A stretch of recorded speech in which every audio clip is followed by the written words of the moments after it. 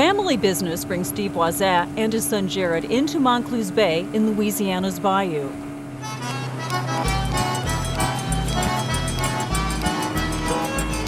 This is our livelihood. We've been at it for almost 35 years. On this day, the Voisins are checking oyster beds for damage caused by recent hurricanes. They got a couple dead and a couple alive. More alive on that one. The Voisin family has been harvesting oysters in this Gulf of Mexico inlet since the Revolutionary War. Increasingly these days, their business, Motivated Seafoods, seems to be at war with Mother Nature. Hurricanes are one problem. The Mississippi River is another. Oysters thrive in a delicate balance of salt water and fresh water. In the bayou, the Gulf of Mexico and the Mississippi River provide that equilibrium. But Steve Voisin says frequent flooding from the Mississippi upsets the oyster's ecosystem. It's spread across the state where the oysters are growing. And like this past springtime, the tremendous floods we had killed a tremendous amount of oysters all along the coast. River flooding exacerbates a natural condition called hypoxia. It happens when algae decomposes and robs water of oxygen, which marine life need to survive. There is now an explosion of algae growth in the Gulf's coastal waters. Scientists like Nancy Rabelais say the cause is crop fertilizer and wastewater that flow into the Mississippi River from as far north as Minnesota. But one of the things we're finding now, and we can correlate it with the increase over the last couple of years, is increased use of fertilizers in the watershed for the production of corn for ethanol. And we see much higher nitrogen levels in the river now than we did historically. The result is a hypoxic zone which now stretches 8,000 square miles from the mouth of the Mississippi River in Louisiana to Texas. At risk is Louisiana's $2.5 billion seafood industry.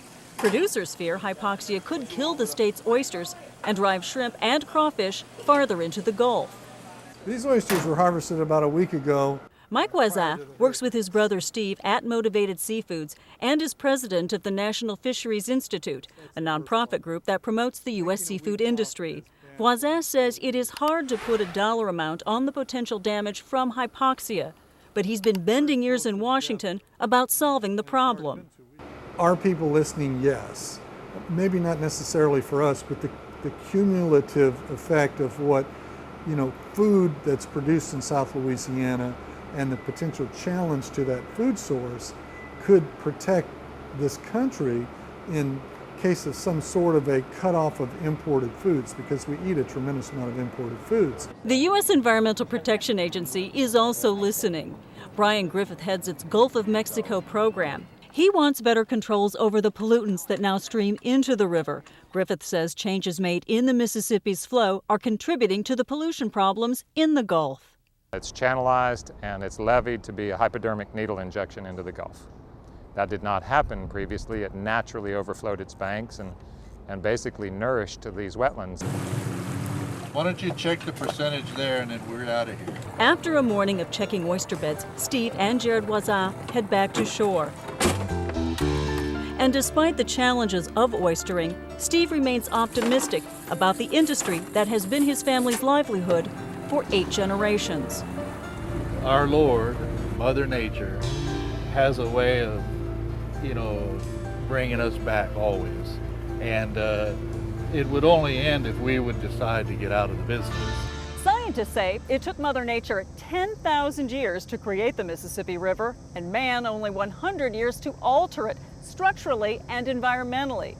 But they think the businesses and communities who depend on the Mississippi River have a better understanding now of how important it is to protect it so they can continue using it for centuries to come.